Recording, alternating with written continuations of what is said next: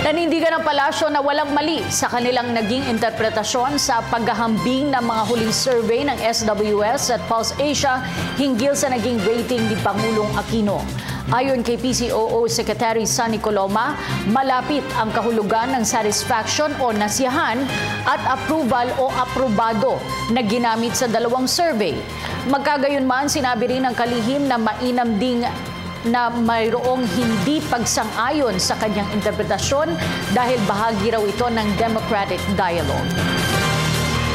Yung question kasi doon sa isa na pertaining to satisfaction, ang ginamit na salita ay nasisiyahan ba o hindi ba nasisiyahan. Doon sa isa naman, na tungkol naman sa performance approval, ang ginamit na salita, aprobado ba o hindi aprobado. Kaya ang tanong, ikumpara na lang natin kung magkahawig ba o hindi magkahawig yung salitang nasisiyahan doon sa aprobado. At kayo na po ang magpasya. Sa aking pananaw, sa pangkaraniwang pagkaunawa ay halos parehong-pareho ang kahulugan nun.